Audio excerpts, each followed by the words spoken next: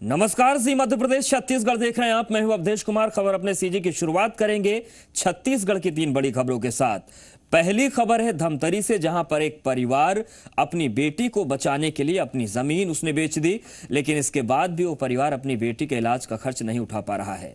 लड़की के दिल में छेद है और ऐसे में अब ये परिवार अपने घर की लक्ष्मी को बचाने के लिए सरकार से मदद की गुहार लगा रहा है। दूसरी खबर की बात करें तो पाटन से है, जहां पर एक घर में शौचालय नहीं होने का नतीजा यह है कि आज एक लड़की को अपनी जान से हाथ धोना पड़ गया। पाटन तहसील के ग्राम झारमोखली की अलका वर्मा घर में शौचालय नहीं होने की वजह से बाहर गई थी और इसी दरमियान अधूरे कटे पेड़ उसके ऊपर जा गिरा और बुरी तरीके से घायल हो गई। अलका को रायपुर में भर्ती करवाया गया, जहां पर लाखों खर्च करने के बाद भी उसकी जान नहीं बच पाई। और तीसरी बड़ी खबर की बात करें तो वो कांग्रेस के बंद से है। जगदलपुर में कांग्रेस कार्यकर्ताओं पर लाठीचार्ज के विरोध में आज कांग्रेस ने बस्तर बंद किया और बंद के चलते बाजार और दुकानें बंद रहीं, जिससे लोगों को कुछ परेशानियों का सामना करना पड़ा। कांग्रेस का पुलिस की कार्रवाई को गलत बताया कांग्रेस ने और इसको लेकर ही यह विरोध किया गया था।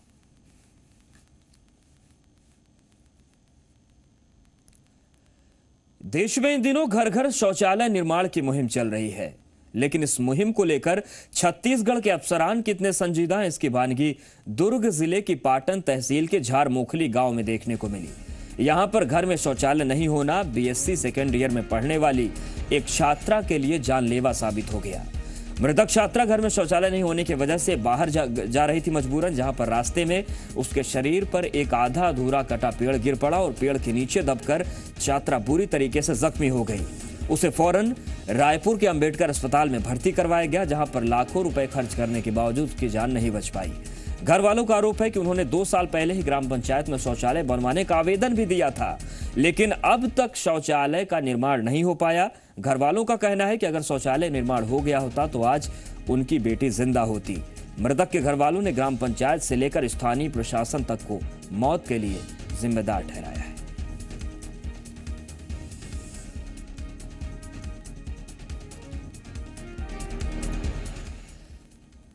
तो हैरान करने वाली बात यह है कि पंचायत की सरपंच महिला है, लेकिन इस मसले पर सरपंच के बदले उनके पति बोलने सामने आ गए। सरपंच के पति ने भी कबूल किया कि परिवार ने शौचालय के लिए आवेदन दिया था, लेकिन बजट नहीं होने के चलते शौचालय का निर्माण नहीं हुआ।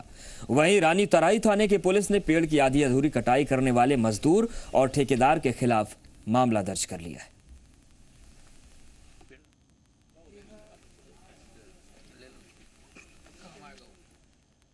और चलिए अब आपको सियासी दलील भी सुनवा देते हैं। सत्ताधारी दल बीजेपी ने इस मामले में अब वही रटाई रटी बात, सख्ती बरतने की बात कही है।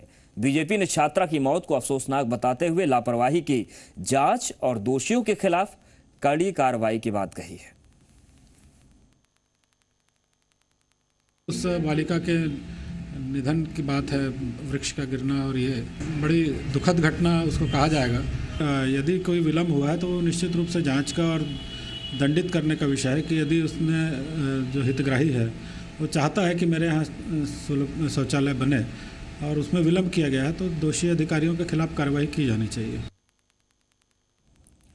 वहीं कांग्रेस ने भी शौचालय नहीं होने के चलते छात्रा की मौत को अफसोसनाक बताया। प्रदेश प्रवक्ता सुशील आनंद शुक्ला ने सूबे के अधिकारियों पर शौचालय निर्माण में कोताही बरतने का आरोप लगाया है।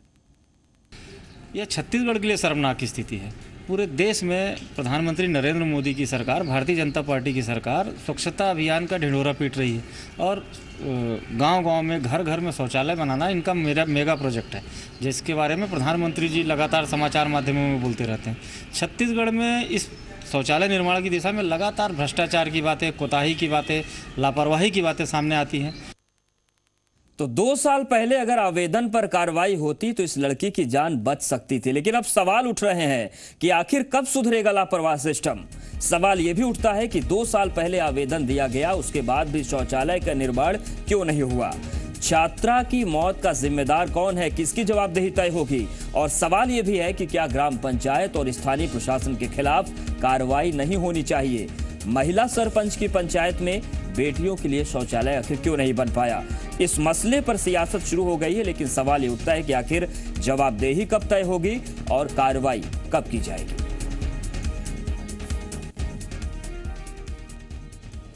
और चलिए सीधे रुक करते हैं रायपुर का, जहां पर जी मीडिया संवाददाता सुदीप त्रिपाठी हमारे साथ जुड़ रहे हैं। सुदीप, जिस तरीके से स्वच्छ भारत अभियान को लेकर बड़े बड़े वादे होते हैं, बड़े बड़े दावे होते हैं, तस्वीरें प्रशासन की तरफ से दिखाई जाती हैं, अब ओडीएफ का भी एक चल पड़ा है सिलसिला की ओडीएफ के नाम पर अपनी सफलता को दिखाया जाता है, लेकिन जब ये तस्वीर सामने आती तब तो पोल खुलती हुई नजर आती पूरे दावों की।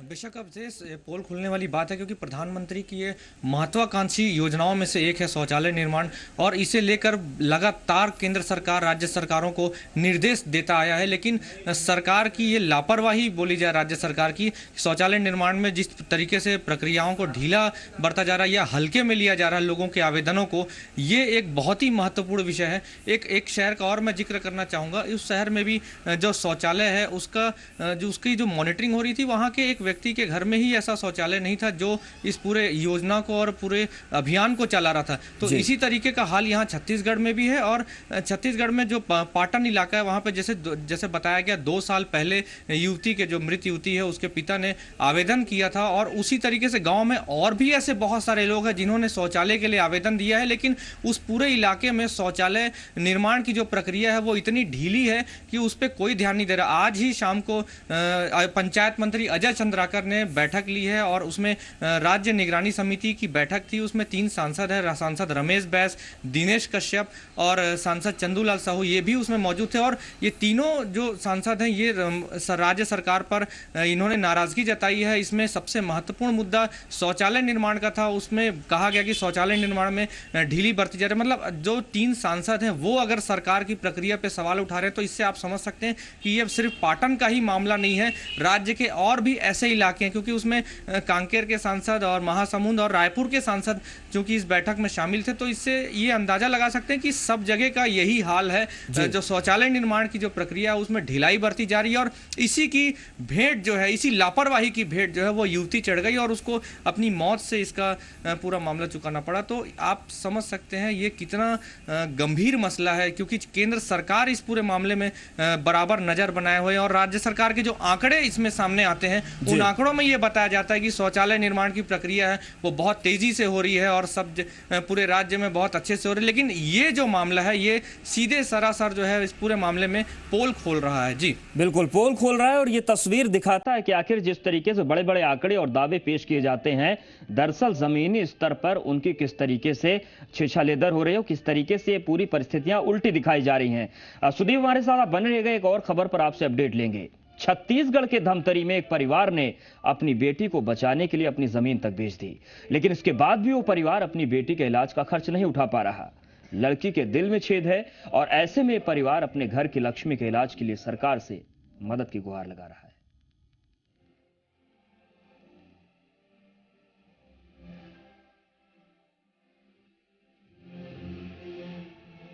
आगे पढ़ के मैं टीचर बनना चाहती हूँ। 12वीं की पढ़ाई पूरी कर चुकी 19 साल की खेमिन अभी आगे और पढ़ना चाहती है। कॉलेज की पढ़ाई पूरी कर टीचर बनना चाहती है, लेकिन खेमिन का ये सपना पूरा होने में सबसे बड़ी रुकावट है इसकी बीमारी।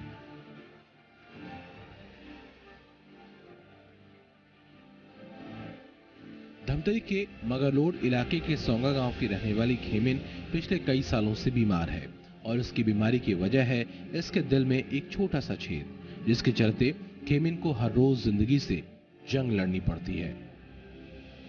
अभी नहीं पढ़ा तो तबीयत खराब हो गया, हाथ पैर में दर्द रहते, चल फिर नहीं सकते। 5 साल हो गए। 5 साल पहले खेमिन की तबीयत बिगड़ने पर जब उसे इलाज के लिए अस्पताल में भर्ती करवाया गया तो परिवार को पहली बार खेमिन के दिल में छेद होने का पता चला। खेमिन का परिवार गरीब है, बावजूद इसके अपनी लाडली को बचाने के लिए इसके इलाज में होने वाला खर्च उठाने के लिए परिवार ने अपनी जमीन तक बेच दी। लेकिन इलाज का खर्चा इतना ज्यादा है कि इस परिवार की आर्थिक हैसियत से बाहर है। ऐसे में परिवार को अब अपनी लाडली की जिंदगी के लिए आस सिर्फ और सिर्फ सरकारी मदद की है। शासन के कोई यही नहीं मिले, जनप्रतिनिधि के पास गया रहना। हमारे यहाँ स्वास्थ्य मंत्री है, उसके बाद 5 बार चल अपने एरिया के 5 बार चल रहे, लेकिन कोई आश्वासन और नहीं मिलेगा फिर। वैसे डॉक्टरों की माने तो दिल में छोटा सा छेद होने की वजह से खेमिन के ऑपरेशन में दिक्कतें आ रही हैं, लेकिन डॉक्टरों की सलाह यही है कि खेमिन को अपना इलाज जारी रखना चाहिए। शासन की ओर से जब तक इसका मेडिकल मैनेजमेंट किया जा सकता है, वो संभावित इलाज उसको आकर लेना चाहिए। जिला अस्पताल में 2 हमारे एमडी डॉक्टर हैं, उनके पास से। और वो केस रायपुर भी गया हुआ था ऑपरेशन, लेकिन अभी उसे ऑपरेशन के लायक नहीं माना जा रहा है। तो उस केस को हर महीने फॉलोअप में आके जिला अस्पताल में अपना चेकअप कराना चाहिए और उपचार प्राप्त करना चाहिए, मेडिकल ट्रीटमेंट। वहीं खेमीन के बारे में सुनकर अब कुछ जनप्रतिनिधि भी आ गए हैं, जो भी संभव सहायता हो उसे देने का भरोसा दिया है। उसको सीएम संजीवनी कोष से जो भी सहायता मिलना चाहिए वो दी जानी चाहिए। यदि नहीं हो पाता है तो हम लोग जनपद से थोड़ा बहुत उसका चंदा करके या जैसे भी थोड़ा बहुत भी दवाई वगैरह के लिए सहयोग कर सकते हैं। खेमीन और इसका परिवार तो इसकी जिंदगी बचाने की जंग लड़ ही रहा है, लेकिन इनकी इस कोशिश में सरकारी मदद का हाथ भी जुड़ जाए तो इस घर की लक्ष्मी खेमीन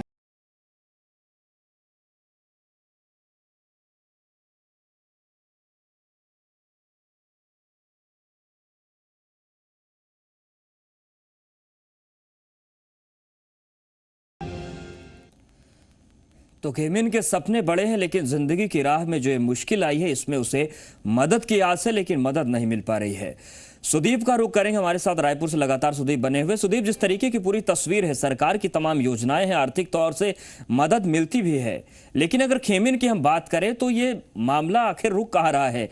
आखिर यहाँ पर जिम्मेदारी के एहसास में कमी है या प्रशासनिक स्तर से लापरवाही माना जाए?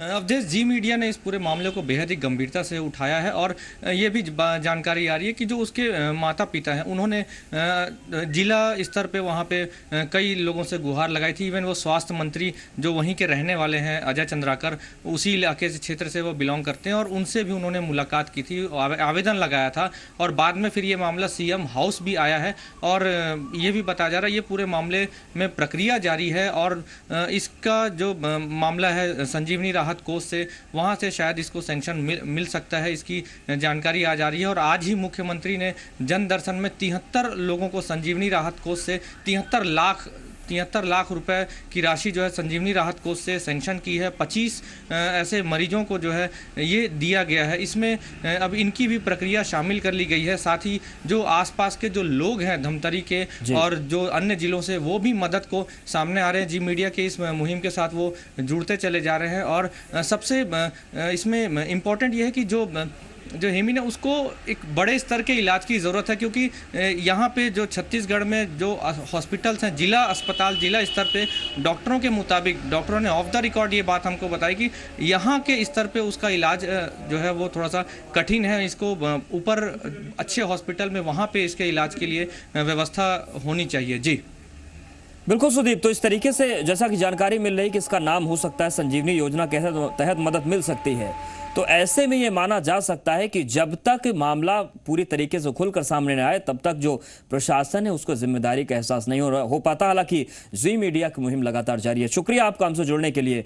भ्रष्टाचार और अफसरशाही से परेशान छत्तीसगढ़ के एक डॉक्टर ने मुख्यमंत्री के सामने इच्छा मृत्यु की इजाजत मांगी है। दुर्ग के धमधा के रहने वाले डॉक्टर दिनेश साहू सरकारी दफ्तरों के चक्कर काट कर परेशान हो गए। डॉक्टर दिनेश साहू का आरोप है कि पिछले 4 साल से वो अपने छोटे छोटे काम को लेकर सरकारी विभाग और अधिकारियों के चक्कर लगा रहे हैं, लेकिन उनकी कोई सुनवाई नहीं होती।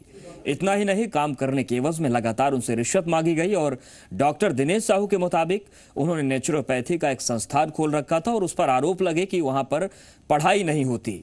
इस आरोप के बाद उस संस्थान को बंद करवा दिया गया और बाद में उन्होंने एक नया संस्थान शुरू किया और इस कारोबार के चलते डॉक्टर दिनेश साहू को लगभग 50 लाख रुपए का कर्ज उन पर चढ़ गया, जो अब उनके पैसे डूब रहे हैं। लेकिन इन सब के बीच जब उनको न्याय नहीं मिला तो वो इच्छा मृत्यु की मांग कर रहे हैं।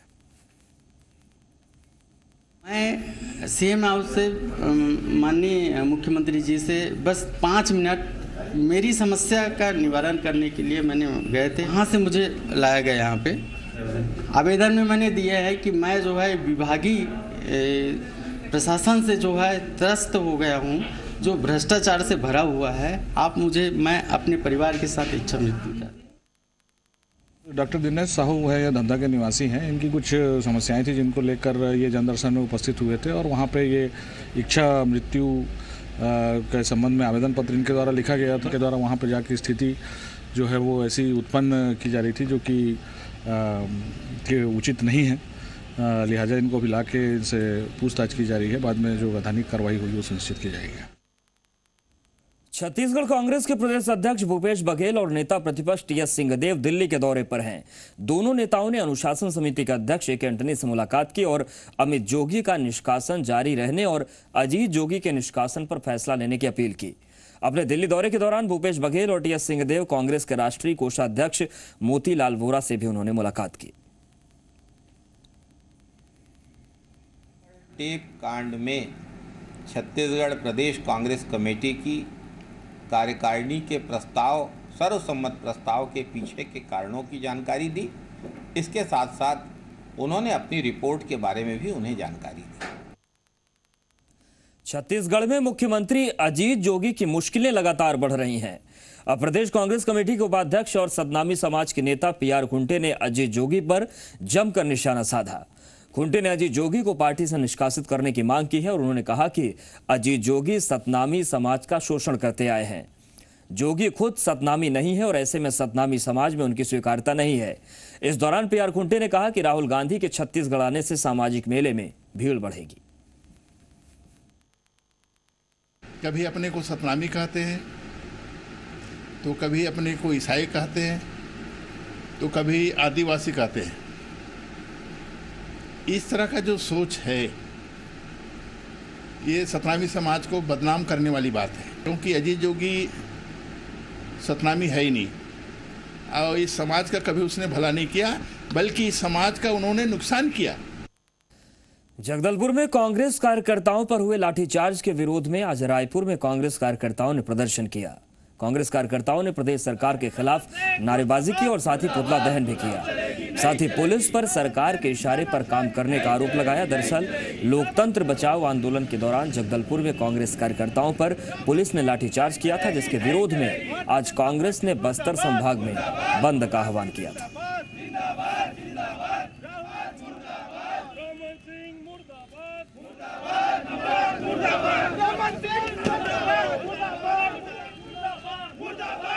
तो तस्वीर आप देख रहे हैं रायपुर की, जहां पर कांग्रेस कार्यकर्ताओं ने जबरदस्त विरोध प्रदर्शन किया और कई जगहों पर इस तरीके की तस्वीरें सामने आई। नारेबाजी की गई, पुतला दहन किया गया, साथ ही साथ पुलिस पर सरकार के इशारे पर काम करने का आरोप लगाया। लोकतंत्र बचाओ आंदोलन के दौरान जगदलपुर में कांग्रेस कार्यकर्ताओं पर पुलिस ने जबरदस्त लाठीचार्ज किया था और इसी के विरोध में आज कांग्रेस ने बस्तर संभाग में बंद का आह्वान किया था। ये रमन सिंह की दादागिरी है, वो बौखला गए हैं। उनके एक से एक कांड बाहर आ रहे हैं। माननीय भूपेश बघेल जी, माननीय टीएस बाबा जी जिस तरह से उनका विरोध सदन से लेकर सड़क पर कर रहे हैं। यहाँ एक तरफ जो जुर्म कर रहा है, जो चोरी कर रहा है, वो आराम से घूम रहा है छत्तीसगढ़ में, और जो शांतिपूर्वक एक अच्छा बदलाव लाना चाहता है उसको लाठियों से मार मार के दौड़ा के दादागिरी की जा रही है। रायपुर से मुंबई जाने वाली एक फ्लाइट 27 मार्च से बंद हो जाएगी। जेट एयरवेज कंपनी ने यह फैसला लिया है। इस फ्लाइट के बंद होने से मुंबई जाने वाली दूसरी फ्लाइट्स में किराया बढ़ेगा। आने वाले वक्त में गर्मी की छुट्टियां शुरू होने वाली हैं। ऐसे में मुंबई जैसे महानगर के लिए रायपुर से एक फ्लाइट का बंद होना मुसाफिरों को काफी महंगा पड़ सकता है। आपको बता दें कि रायपुर से मुंबई के लिए कुल 6 उड़ानें हैं। इनमें से 1 एयर इंडिया, 2 इंडिगो और 3 जेट एयरवेज की फ्लाइट्स हैं, जिनमें से जेट एयरवेज अपनी 3 उड़ानों में से 1 को बंद करने जा रहा है और 150 सीटर इस फ्लाइट के बंद होने से दूसरी उड़ानें 800 से 1000 रुपए तक महंगी हो जाएंगी।